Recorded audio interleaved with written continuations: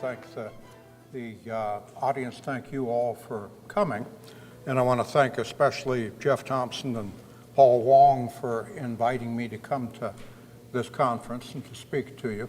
I arrived Friday afternoon and attended most of the sessions yesterday and then beginning this morning. And I've been learning and enjoying from everything that I have heard and watched.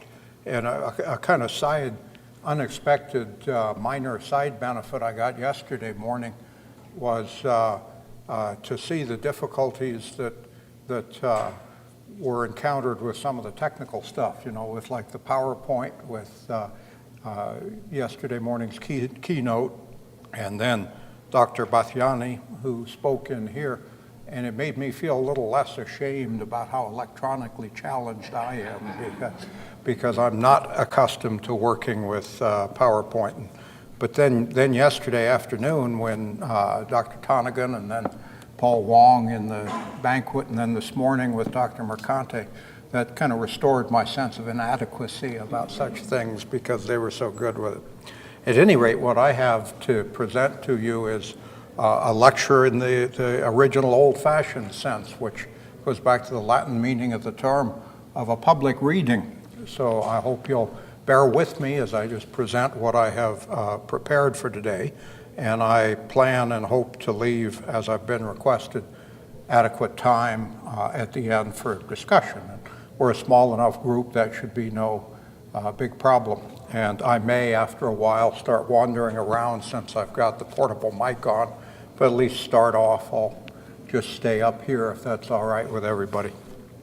I identified with much that Linda Mercante had to say this morning, and I might take a page from her book and just spend a brief amount of time telling you why in the world, so far as I know, Drs. Thompson or Jeff Thompson and Dr. Wong would invite me to come to this conference. I'm a professional philosopher, and I teach philosophy at the University of Denver. So I'm probably more at home with something such as Dr. Mercante's theology than I am with many of your own fields of counseling and therapy. But not unlike some of what Linda Mercante was saying, a combination of my own personal and professional interests brought me in the late 80s, about the same time as her, to begin investigating the topic and the phenomena of addiction. And then in the 90s, early 90s, I wrote and published a book called Addiction and Responsibility, which had to do with some philosophical reflections on the topic of addiction, and which I think I'm proud to say is the only thing I ever wrote that made me any money. And in most academic publishing, as you probably know, you're lucky just to get it to be printed, let alone to make anything out of it. Well, I didn't make a lot out of that book, but I made some, and I'm pleased at the positive response that it has engendered from various sources, including leading to my invitation here today. At any rate, with that as a kind of background, I'll just get into my presentation and my lecture for you.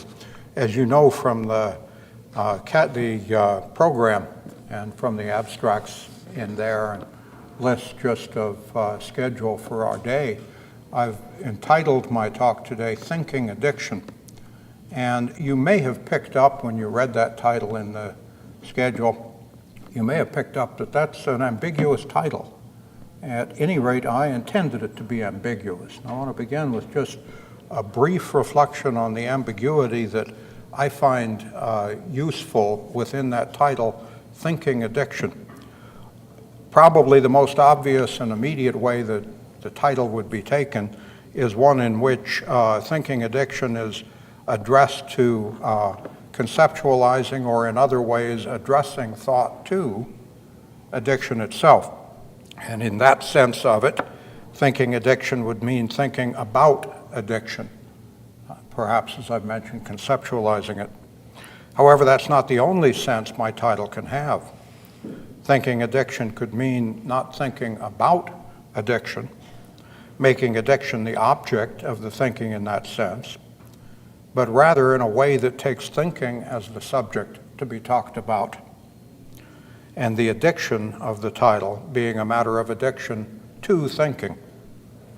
An addiction, by the way, that those who suffered from it would presumably need help for recovery. And I would assume that professional philosophers such as myself would probably be in the head of the line of those who perhaps have the affliction of thinking addiction in that sense of it. That is, just as we talk about drug addiction and mean by that addiction to drugs, so by thinking addiction, we might mean addiction to thinking. I want you to hear then both senses of the title as I proceed.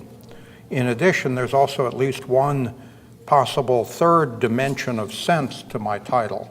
Not really a third meaning, but a third dimension of sense that relates to something that I discussed in my earlier work on addiction, the book that I mentioned.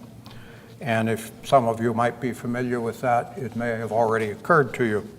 What I'm referring to is the idea I raised there that all addiction, whether to alcohol, narcotics, or whatever, is rooted in an addiction at the level of thinking as such. That the root of all addiction, as I put it there, is a root addiction to attribution, as I called it, taking that term from sources with which you may well be familiar. So I argued in that work that the root of all addiction, as I put it, is a root addiction to attribution. That is, to searching around for something to pin our experiences on, allowing us to manage them by making them seem explainable to us. What I suggested then was that we are all, in effect, addicts at that level, the level of searching for ways to account for and explain our own experience. At this point, I'll use a reference to David Hume that some of you with a bit of background in philosophy may be basically familiar with. A famous analysis of David Hume's concerns the notion of causation or of causal reasoning. And according to Hume, as you may well know, there is no rational ground that can be given for the belief that every event has a cause, to put it in what's a fairly standard way. Nevertheless, Hume went on to argue, we cannot escape our habituation to thinking in causal terms, to thinking, in effect, that all events have causes. Regardless of the validity of his overall argument philosophically considered, I would say Hume was right that our everyday reliance upon what Kant would later come to call the universality and necessity of causal reasoning. Hume, I think, was right that our everyday reliance upon causal connection is more a matter of something we cannot help but believe than of something we believe on the basis of articulable reasons. We are powerless over that belief, including powerless to give it up at our own choosing, to use a pertinent way of putting it, at least pertinent for my purposes on a topic of thinking addiction today. It's something we cannot stop doing, according to Hume, even when we want and try to, which is characteristic, of course, precisely of addiction. Please notice how, in talking about the various senses of my title, Thinking Addiction, I've already, as you may already have noticed, found myself talking about addiction itself and about at least one way of beginning to think about addiction.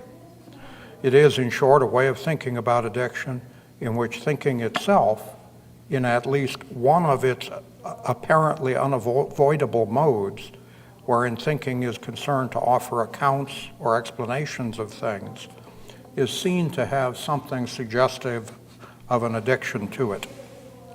And on the other side, it's also a way of thinking about addiction in which addiction, as it were, always has something of thinking to it. So thinkers as addicts, addicts as thinkers. That could have been a possible variant title that I gave the talk that you're listening to now. At any rate, one of the thoughts that I want to share with you today is the thought that there's something of an inextricable connection between thinking and addiction, a kind of two-way street between the two of them. There are also a couple of other thoughts about addiction that I'll share with you in the process. One of them is my own development of the idea that addiction is the human norm rather than the exception to the norm, which is how I believe we most commonly think of it, namely as the exception to the norm. I'm hardly the first to suggest that addiction is indeed the human norm. For example, Gerald May says in Addiction and Grace, are you familiar with that work? Jeff is, Addiction and Grace came out, I think, in the 80s, about the mid-80s, if I remember correctly. Gerald May is an MD, an addiction specialist. He's also a spiritual director, and he's the founder and I believe still current head of a thing called the Shalem Institute, I believe, in Washington, D.C., which offers training programs for spiritual directors. And Linda Mercanti's talk reminded me of that, as well as a number of other things. At any rate, in his work, Addiction and Grace, Gerald May says that it's part and parcel of the human condition to be addicted to something. So in that sense, addiction for him is something universally human.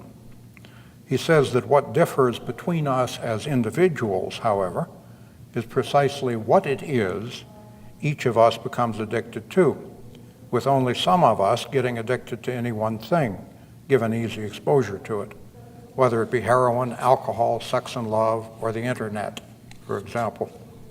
May believes that not only our environment, but also our genes probably play sizable roles in determining just what it is that we individually become addicted to. But I really won't go into that topic today. A moment's reflection will surely show how the idea that addiction is the human norm follows easily enough from the first idea I've already mentioned. The idea, namely, that there's something of thinking to every addiction and something of addiction to all thinking. Since, after all, thinking itself is something common to all human beings, at least by the most ancient mainstream Western interpretation and definition of the human being, that's so.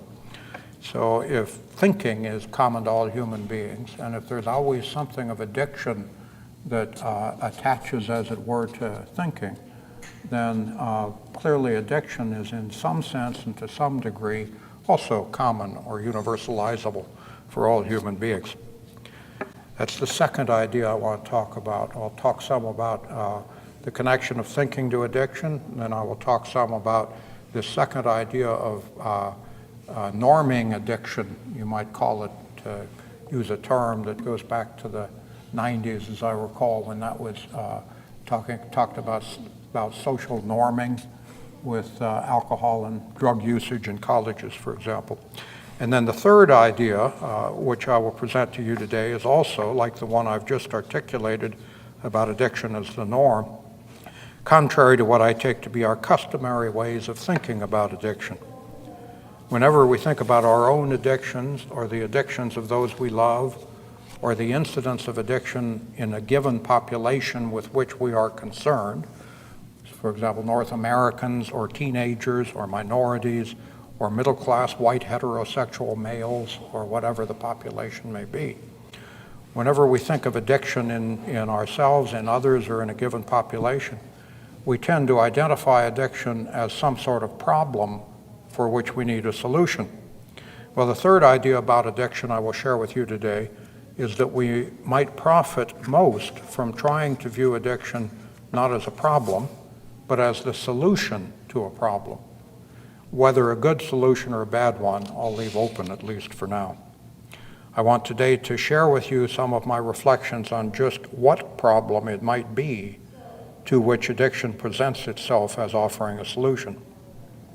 What I want to do is share some reflections with you about each of the three ideas I've mentioned, and then a bit about how they may interconnect to tell us something of interest about the treatment and prevention of addiction. My discussion will hardly exhaust any one of the three ideas, let alone their interplay. Rather, I'll share with you no more than some preliminary and exploratory speculations in the best and most positive philosophical sense of that term that Hegel, among others, valorized in the 19th century with speculative reason. And I'll begin with the thought that there's always something of thinking to addiction and of addiction to thinking. And in what I'm going to say, I'll be concentrating on the second part of that there's something of addiction to thinking. I won't, for you, be commenting in any great length, at least, about the role of thinking in the formation of addiction itself. If you are interested in that, I refer you to my book, Addiction and Responsibility, or just send me an email and I'll be glad to give you some references about it. It has to do in general with the role of attribution in the formation and the maintenance of addictions. Yesterday, Dr. Alan Marlatt, for example, mentioned at least expectancies and expectancy theory.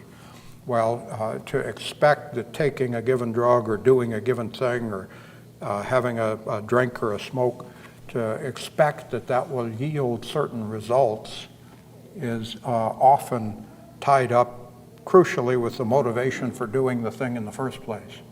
And then complications of that concern the self-fulfilling nature of such expectations, especially in addiction. At any rate, if you are interested in that topic, I'll be glad to talk about it if we have time at the end, or you can talk with me after this session or sometime later today, or email me and I'll be glad to give you some references. At any rate, what I'm going to focus on is what's addictive about thinking. Various strands from diverse traditions of 20th century thought, from existentialism to structuralism to psychoanalysis, and psychoanalysis there above all as reworked and then handed down through Jacques Lacan in France. Various strands from diverse traditions of 20th century thought, from existentialism to structuralism to psychoanalysis to postmodernism to cognitive science, might fruitfully, for my purposes today, be brought together in one idea. That's the idea that there is something excessive about thought or thinking itself. I don't mean an excessiveness peculiar to just some particular forms of thinking, for instance, to what we call obsessive thinking. Rather, I mean an excessiveness to all thinking, to thinking as such, regardless of its more specific form. Just as Lacan speaks of there being something in me that is more than me, he calls it. Just as Lacan speaks of there being something in me that is more than me, so we could say that there is something in thinking that is always a bit more than thinking itself, something always a bit in excess of the thinking in thinking, so to speak. That would be especially so if we were to take thinking in general as the business of looking for explanations for things, which would include, but not be exhausted by, the very sort of thinking Hume was concerned with in his analysis of cause. In fact, one way of putting the point of Hume's analysis of causal thinking might be to say that there's something uncaused in causal thinking itself. Causal reasoning, by his analysis, is a reasoning beyond the possibilities of providing any rational justification for itself.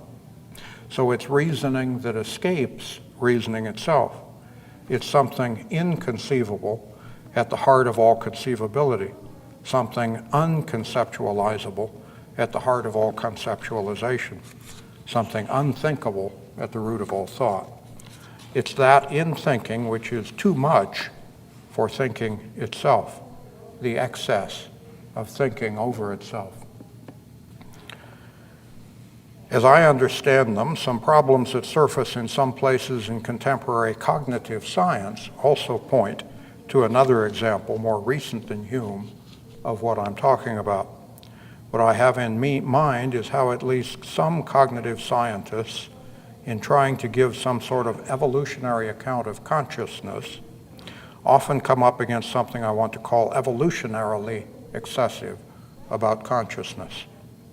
In short, to account for the emergence of consciousness in terms of natural evolution, we need to be able to account for consciousness having sufficient survival value that, once it appears by mutation, it will be naturally selected for reproduction. The rub, however, for at least some cognitive scientists that I've read, is that any account of consciousness along those very lines risks leaving unexplained just what added survival value one brings to an adaptive behavior by making that behavior conscious, rather than just leaving it unconscious.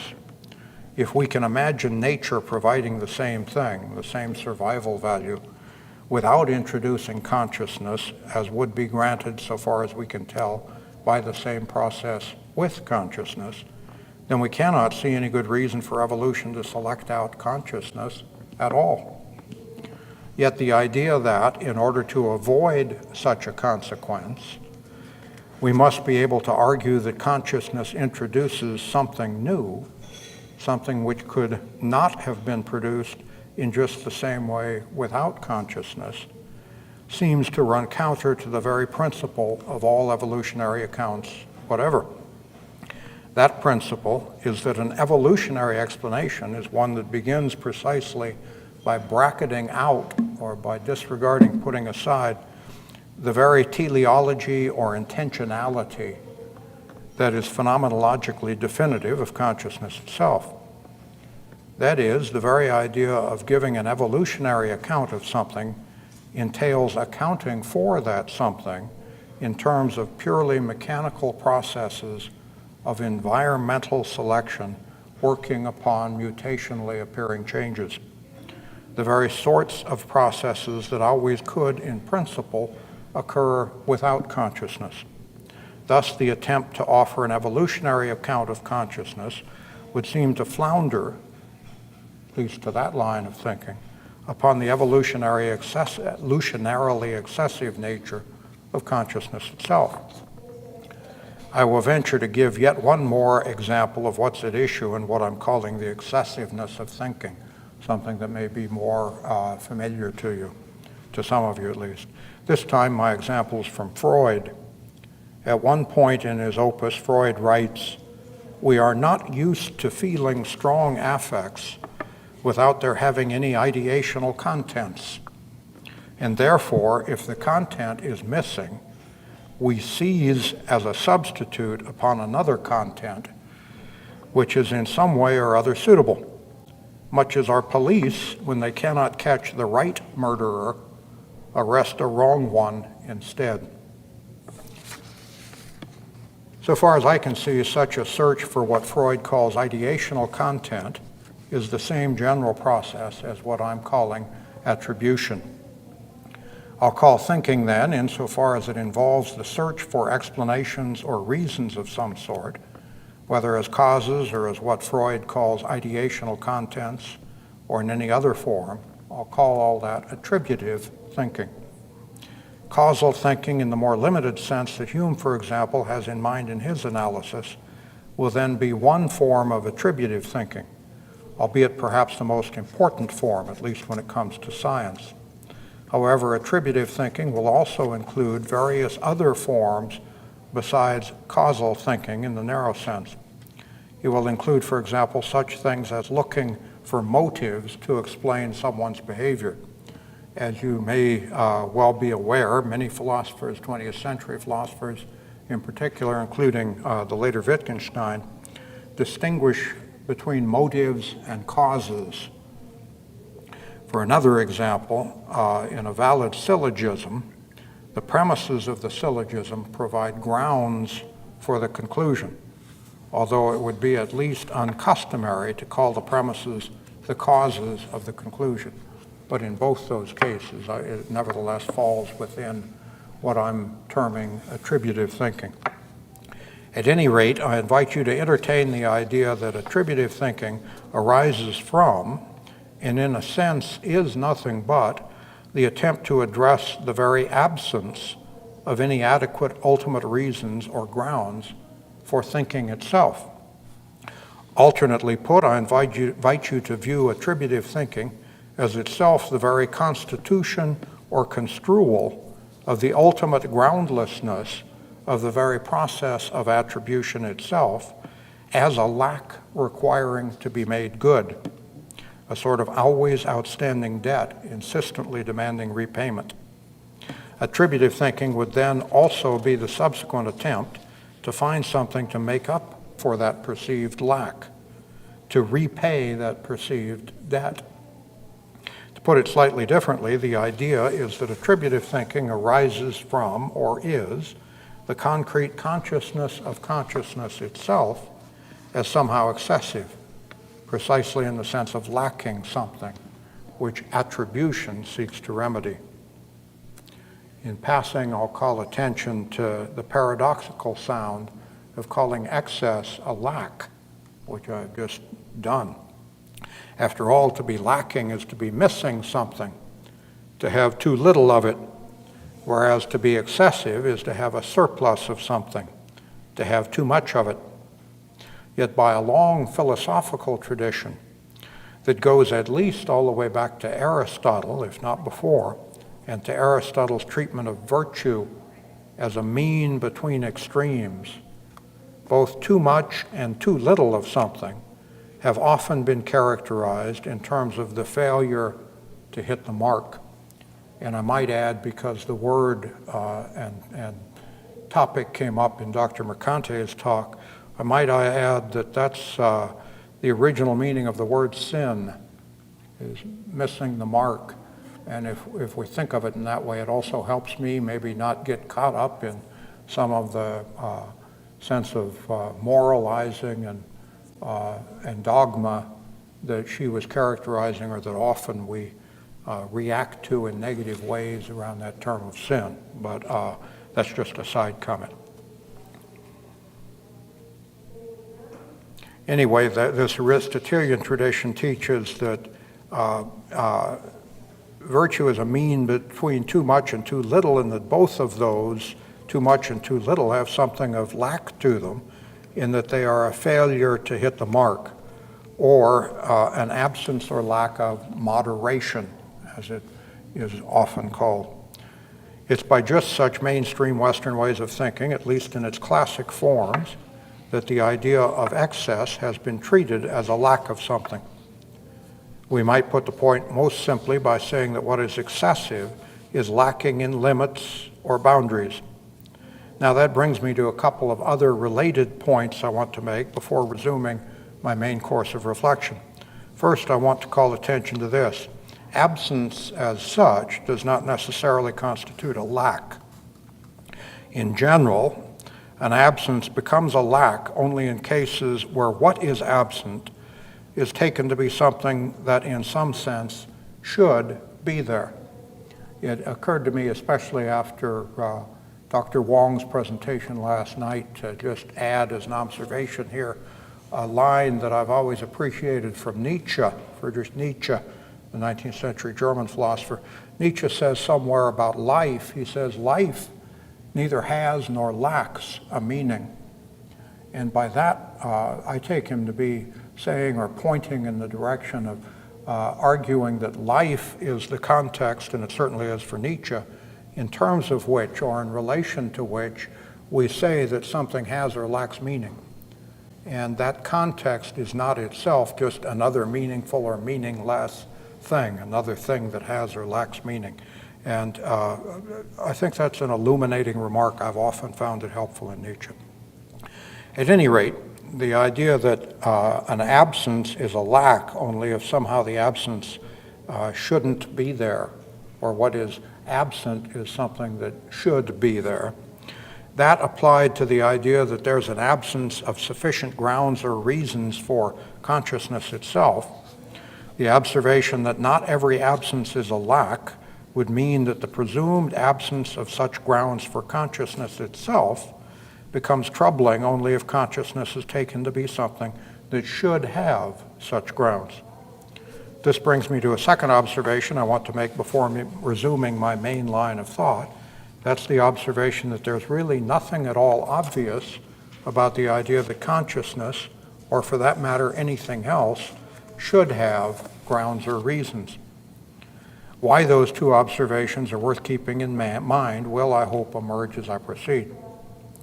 What I was saying before making those observations was that attributive thinking can itself be thought of as the very experience of consciousness itself as somehow excessive, as lacking something, namely lacking an explanation for itself in terms of grounds or reasons. Well, by such a way of thinking about thinking itself, thinking insofar as it is attributive would be defined as the endeavor to make good on that lack. However, by the same line of thought, the very excessiveness or correspondingly lack at issue is itself definitive of attributive thinking as such. Accordingly, like the tippler on one of the planets Antoine de Saint-Exupéry's Little Prince visits, you all know the adult fairy tale of that name. It's a wonderful, brief little work if you've never looked at it. One of the planets the Little Prince visits contains a tippler who drinks because he is so ashamed, and is so ashamed because he drinks. Well, if attributive thinking is constituted by the very lack it is trying to make good upon, then indeed it's like the tippler. It's caught in a similar circle. Indeed, since such a circle is characteristic precisely of addiction, it would therefore not be too far-fetched to call such thinking itself addictive or an addiction. Insofar as attributive thinking itself then, insofar as attributive thinking thinks itself then, it will, precisely as attributive, think the grounds for its own occurrence, and will encounter itself as lacking grounds and in need of them, until and unless it can discover some. If it can discover no such grounds for itself, it will hardly be surprising if, as Freud's comment suggests, out of the very experience of itself as in need of them, it endeavors to supply such grounds, or at least a sufficient substitute for them. And it will tend, as do all addicts, carefully to protect the supply. What is more, as is once again true for addiction in general, just because the very provision of such a supply will add fuel to the fire of the continuing need for more of the same, attributive thinking will above all never be able to supply itself with enough of that to which it is addicted. Attributive thinking will never of itself be able to break free of its habit on its own. It will never be able even to discover the reality of its condition, at least not until it somehow bottoms out and is forced to do so by the situation itself, to use that common phrase in recovery circles of bottoming out. In my talk here today, I will not speculate much about what that process of bottoming out of attributive thought might look like, but I will make two remarks. The first is that what Nietzsche, whom I've already mentioned in an aside, the first is that what Nietzsche called the death of God might plausibly be read as just such a process of collective historical bottoming out on attributive thinking.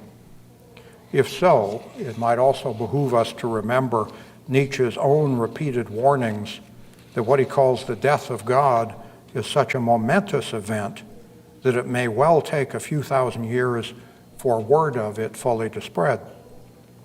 My second remark is that the story of the last century and a half of philosophy itself and its continental European current, from Nietzsche down to such so-called postmodern thinkers as Michel Foucault, Jean-François Lyotard, and Jacques Derrida in France, Gianni Vattimo and Giorgio Agamben in Italy, and Richard Rorty and Stanley Fish in the United States, and plenty of other names could be added into those, as well as other countries.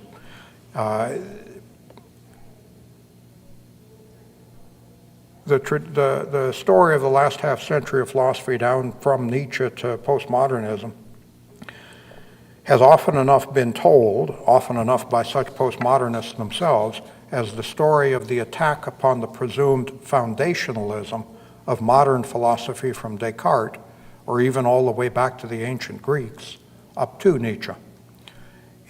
I would like merely to observe that that story too might easily be retold precisely as the story of the bottoming out of the addiction to attributive thinking. Having made those two remarks, I'll let that suffice for just sharing of some reflections or speculations with you on the first of my three ideas, which you'll remember was the idea that there's something of addiction to thinking, especially in its attributive form. I'll now move on to the second idea that I mentioned I wanted to discuss a bit with you, and that's the idea of addiction as the human norm rather than the exception.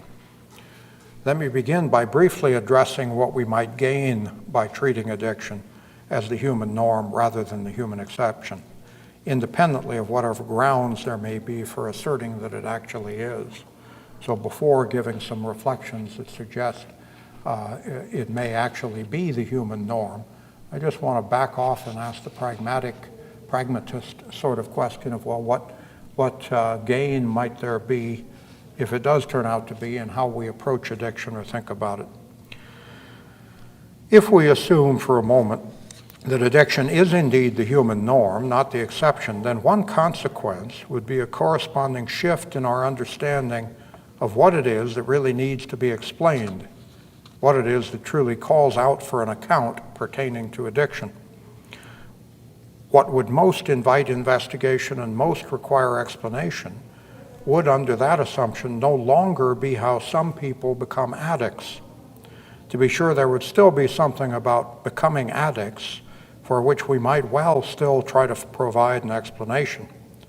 But now, what we would thus be trying to explain is how, for example, addiction might, counterintuitively, have had sufficient survival value for the human species that it would be environmentally selected out for reproduction.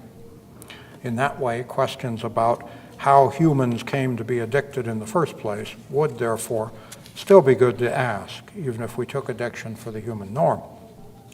However, once something is established as the norm, then what above all calls out for explanation, after and apart from how it came to be the norm, is how, if at all, any exceptions to that norm might occur.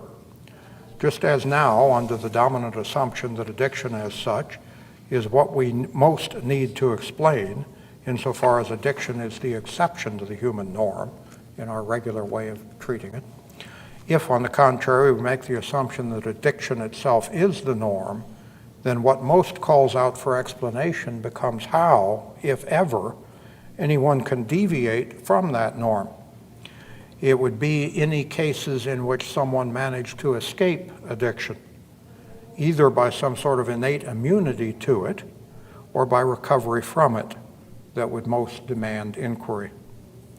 It's long seemed to me an experiment well worth conducting to see what we would turn up if we investigated with even half of the financial and other resources that we currently devote to investigating the causes of addiction, the different question of the causes of recovery, or of even rarer cases in which someone never becomes an addict in the first place. Instead of asking why certain individuals become addicts or certain populations display high rates of addiction, we would ask why certain individuals do not become addicts, or why certain populations display low rates of addiction. If, as William S. Burroughs, one of the iconic founders of the Beat movement and a heroin user as well as an alcohol abuser and nicotine abuser for that matter, but if, as William S. Burroughs said long ago in his preface to Junkie, his first novel, one just drifts into addiction from lack of any strong motivation to the contrary, then just what provides such motivation? That is, of course, this talking about shifting from looking at what accounts for addiction, if we take non-addiction as the human norm, shifting from that to asking, well, what accounts for recovery if we take addiction as the human norm, or from escaping from addiction if we take addiction as the human norm? That's really a shift of focus rather than a matter of two mutually exclusive enterprises. Nevertheless, I think it's a profound shift with potentially massive consequences. At any rate, with those brief observations about what might be gained by regarding addiction as the human norm, I'll now turn to some reflections pertaining to whether it really is such a norm. First of all, I want to remark that the idea that addiction is the human norm, the normal human condition, certainly may sound strange at first hearing, because it means treating a negative state or condition as the norm, rather than the negative state or condition as a declension or as a falling from the norm. However, the idea of addiction as the norm, given its negativity, may lose much of its strangeness if we recall, to give one major well-known example, the biblical notion of the fall, according to which all human generations since Adam and Eve start out already fallen. Through Augustine, of course, the story of the fall became the Western Orthodox or Latin Orthodox Christian doctrine of so-called original sin, the idea that all human beings, save Jesus himself and perhaps his mother, if a much later Roman Catholic doctrine is to be accepted, are born into sin and as sinners prior to and apart from any specific evil deeds they may deliberately perform. By bringing up such a religious notion as sin, I do not at all wish to suggest that we should view addiction itself as sin. To be sure, I have learned from moral theologian Patrick McCormick's discussion of sin as addiction in his book of that name. It's a very nicely done book. Goes back, I think, again to the 80s. I recommend it to you, maybe early 90s. But Patrick McCormick is a moral theologian, and it's a book called Sin as Addiction. He's using the idea of addiction to try and get an opening into the concept of sin that avoids some of the moralistic overtones that Dr. Mercante mentioned earlier this morning to that notion. At any rate, I've learned a lot from McCormick and his discussion of sin and addiction as addiction, and I think reflections such as his could and should also significantly affect how we think when we reverse direction and try to sort out what is sinful, to stay with that word, in addiction. But I am bringing up the notion of sin here merely to help remove the air of implausibility that may surround the idea that a negative state or condition might be the universally human condition. Toward that same end, I'll supplement the example of the biblical fall and the Christian notion of original sin by referring to two thoroughly secularized sources, Freud and Heidegger, who's for 40 years been my mainstay in philosophy. Both Freud and Heidegger can easily enough be read as repeating, in radically secularized ways, the old biblical notion of fallenness of the human being as such, with Heidegger even choosing to use that very way of speaking of it. He speaks of falling. In German, that's verfallen, the standard translation of which is falling. With regard to the Freudian legacy, we have, for instance, the notion of primary repression. Primary repression is not just one more thing repressed, not even the first one. Rather, it is a truly originating repression in that it is constitutive of the full human psychic economy itself. In some later psychoanalytic thought, especially Lacan's, for example, that is taken to mean that such primary repression is constitutive of human consciousness as such.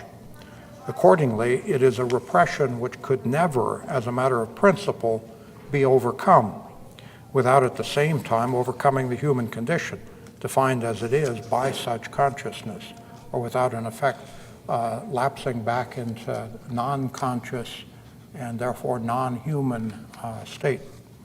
What I have in mind from Heidegger, my second example, is his notion that not just occasionally and in some part, but at first and for the most part, as he likes to say, the human being, what he calls Dasein, is inauthentic. The German term is uneigentlich. Becoming authentic, eigentlich, only at and for rare moments of insight, which he takes very literally, that notion of moments of insight, by the way. Heidegger, it's important to note, makes it clear that what he calls inauthenticity is not a condition in which human beings only occasionally find themselves, or one from which they might be able somehow ever to purge themselves entirely. Rather, he insists that human beings can never altogether escape inauthenticity, and that authenticity is always only a modification of inauthenticity itself, from which it arises and to which it returns. That's a comment that he makes more than once in Being and Time, his magnum opus. Interestingly, Caroline Knapp, who earlier wrote a best-selling memoir concerning her struggles with alcoholism. Caroline Knapp, I don't know if you know her work, but she wrote a book called Drinking, a Love Story, which became a bestseller, and it's well worth reading. I found it very, very useful and illuminating. Later, she wrote, I think finished writing it just before she died. She died, my understanding is, of lung cancer. She was also, as many alcoholics are, a nicotine addict as well. But anyway, Caroline Knapp wrote another work after Drinking, a Love Story, called Appetites, which is a memoir about her battles with anorexia. And she has a comment that I want to share with you there that she bases on Lacan. She writes, "There is something," Lacan suggests, "fundamentally insatiable about human being, as though we come into the world with a kind of built-in tension between the experience of being hungry, which is a condition of striving and yearning, and the experience of being fed, which may offer temporary satisfaction, but always gives way to new strivings, new yearnings. Once satisfied, the goal always leads to another goal, and then another and another." Lacan also taught, if I understand him rightly on the point, that it is of the very nature of desire itself to seek its own continual replication. Whatever object desire may focus upon, from a sexual partner to a plate of good spaghetti, desire is always also and above all the desire of itself as desire, the desire to desire. Hence, it continually seeks its own repetition as desire, by finding any object of desire it does manage to obtain somehow inadequate, still somehow lacking something. Thus, the something that Knapp calls fundamentally insatiable in the human being would be human desire itself. Fully human desire would be precisely the desire always to go on desiring, the never having enough of desire itself. By that construction, the last thing desire really wants is satisfaction or satiation, since that would bring desire itself to an end, a cessation. Accordingly, the human being, as a creature defined by desire, would be an addict, so to speak, even before finding any object of addiction, anything to get hooked on. Indeed, I've long toyed with the idea that a good way to think about how the individual person selects, as it were, her own object of addiction, her own individual drug or compulsive behavior to get hooked on, is by searching and searching, trying one thing after another as it presents itself in her experience, until at last she finds the one thing which she can never possibly have enough of. That one thing which, no matter how much she has of it, she still wants more. For the alcoholic, that would be alcohol. For the junkie, junk. And for the cutter, cutting. As May says, everyone would be an addict, but what hooks one person would not necessarily hook others, each of whom has to search for her own object of addiction.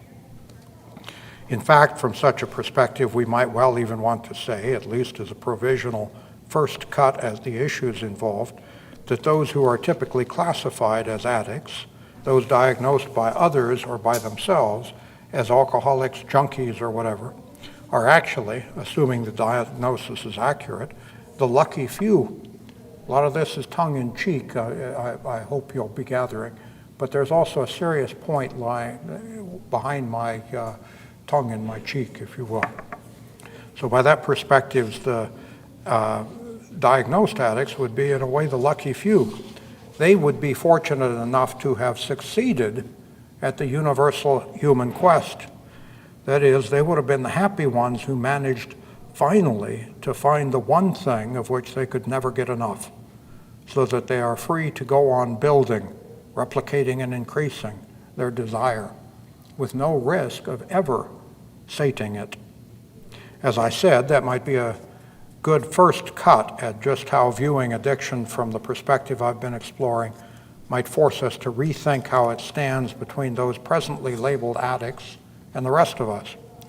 It also provides me a first cut at addressing just what problem it may be that addiction solves, or at least presents itself as solving. That brings me to the third idea I promised to address today, the idea that addiction is not the problem, but is in some sense the solution, or at least presents itself as being a solution. Accordingly, I now turn to that idea.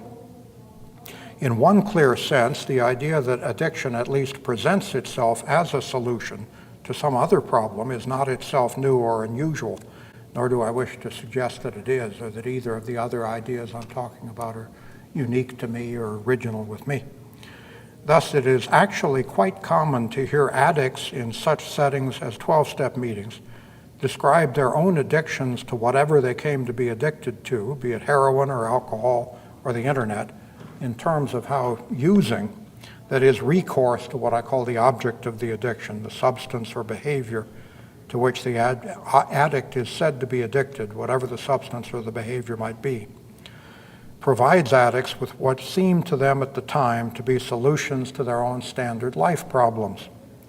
The whole idea of drinking or drugging as a coping mechanism is what's at issue here. To my mind, one classic statement of this idea is already to be found in the doctor's opinion in the big book of Alcoholics Anonymous, where Dr. William D. Silkworth writes that alcoholics are restless,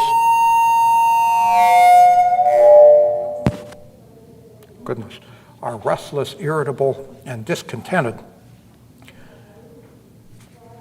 until they can experience again the sense of relief and comfort that comes at once by taking a few drinks. And I've got an alcoholic acquaintance, by the way, who has told me that in his case, it didn't even require that the drinks actually be there and that he took them. He has told me that when he used to get into the bar with all the tension and the restlessness, irritability, and discontent, that when he could sit down and get the drink ordered and kind of knew it was on the way, then he'd have that sense like a switch being flipped. He described it. He'd have that sense of relief coming down upon him. And I think that example's worth pondering, although I just mention it here and don't intend to explore it right now. Many self-accounts by recovering addicts offer descriptions of how their using served as a coping mechanism for getting through their daily lives. By such accounts, addiction is what one relies on to cope when, in effect, one can't cope. Addicts will often testify that their addictions indeed served them well for a long time as just such coping mechanisms. In fact, they'll sometimes even attribute literal survival value to their addictions. They will tell how, as they perceive it, the alcohol or the dope or the acting out was for a long while the only thing that really allowed them to keep going and to function at all in their ongoing lives. Correlatively, the literature of addiction often tells us that addiction rates rise as individuals experience themselves as somehow lacking effective agency in their own concrete daily lives. Addiction rates across various segments of the population suggest that when individuals experience themselves as lacking in opportunity significantly to affect the circumstances of their own daily lives through their own choices and actions, they turn to addiction far more often than those who experience themselves as reasonably effective agents. So, for example, some authors have linked the high incidence of addiction within African American communities in the United States to the sense all too pervasive among members of those communities, especially in urban and suburban ghettos, of not being in control of their own destinies. Black feminist cultural critic Bell Hooks gives one eloquent statement of this position. Generalizing, she writes, and this is from her work called Sisters of the Yam, Black Women in Self-Recovery, which is, I recommend highly, a very interesting work, I think. Anyway, Hooks writes, a culture of domination undermines individuals' capacity to assert meaningful agency in their lives.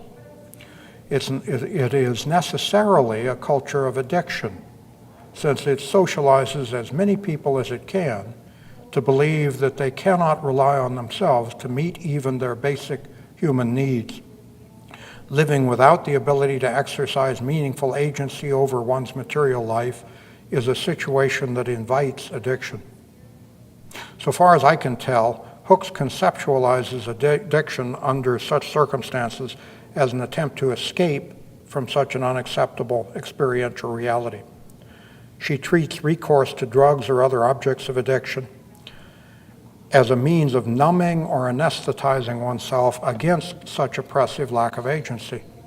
In contrast, all argue for what I think is an equally plausible but more fruitful conceptualization, in accordance with which addiction is not an escape from such experiential reality, but is instead the assertion of agency in the only way still experientially open to one, namely by the direct manipulation of one's inner milieu. Such an alternative account is one I find suggested in a wide variety of references, only some of which I'll briefly touch upon here. First, take the following remark from Augustine Burroughs's, not to be confused with William Burroughs, although they're both addicts, but Augustine Burroughs's recent best-selling memoir of his alcoholism, aptly entitled Dry. After observing that he didn't drink like a normal person, Burroughs goes on to make what I judge to be a very illuminating observation. I use booze, he begins by writing, like an escape hatch. So far then, what he says certainly accords well enough with such ideas as Hooks that people turn to addiction as a means of escaping from reality when that reality becomes experientially unacceptable. However, what Burroughs immediately adds to complete his sentence points in a suddenly new direction. I use booze as an escape hatch, he writes, but also like a destination. As I've written elsewhere, one can capture the difference between the mere use of something on the one hand and addiction to the same thing on the other, along the very lines Burroughs suggests. So long as one remains in an instrumentally rational relation to the drug taking or other behavior at issue, one's not yet crossed over the line into addiction, properly speaking. That is, so long as one truly is taking the drug or engaging in the other behavior involved as a means towards some other end, which is to say, so long as one really does have sufficient reasons for doing whatever it is that one is doing, then one's not yet addicted.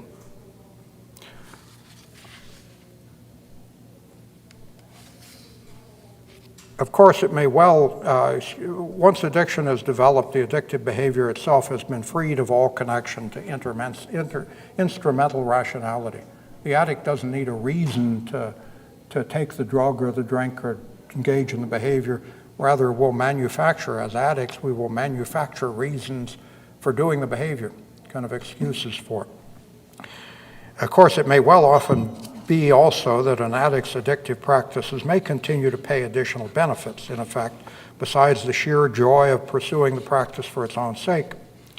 The narcotics to which an addict is addicted may well continue to provide relief from some chronic pain, for example. But after addiction has set in, for the addict, that relief is really only a nice side benefit, as it were, not the continuing reason for the behavior, which no longer needs any such reason. As Burroughs says, the addiction has now become a destination of its own, not just a road to elsewhere. But his remark also makes clear that becoming such a destination of its own is perfectly compatible with still continuing to provide a road to other places. Accordingly, to adhere to the frequent view represented by Hooks, for one, that addiction is a means for addicts to escape from experientially unmanageable situations, is at best, I'd say, only half the truth. And the other half, which I regard as, in fact, more important, is that provided by Burroughs' notion that the addictive practice is its own destination, whatever else it may simultaneously provide as a means to some other end. Before pursuing that thought further, I'm not going to do, I had a couple of side comments, but because of the time, I'm going to skip them. In fact, the assertion of effective agency in situations where the exercise of such agency is experienced as otherwise blocked is precisely what I see as a common element to the various cases of addiction. Nietzsche both begins and ends the third and final essay of his Genealogy of Morals with the famous remark, Lieber will noch der Mensch das Nichts wollen, als nicht wollen, which I like to translate as, one would rather will the not than not will, not there being N-A-U-G-H-T. We need not subscribe to Nietzsche's entire metaphysics to find a valuable insight in that remark. In effect, even any assertion of agency is preferable to none, even if only a self-destructive assertion. If, as one experiences one situation, the only way left open for one to assert oneself as an efficacious agent is to kill oneself, then one will kill oneself before relinquishing the claim to agency. So that, I'm 2 times, so I'm going to have to quit, and unfortunately I did not leave you time for any questions. Forgive me for that. And if I had a final section, I skipped some parts of my discussion of the idea of addiction as a solution to some problem. And then I had a final section in which I talked about what I see as some of the implications of the interconnection of these 3 ideas, which you certainly are welcome to receive if you don't want to wait until it perhaps comes out. If any of you want to email me, I'll be glad to send you an electronic version of the entire text. So I thank you for your patience and for showing up.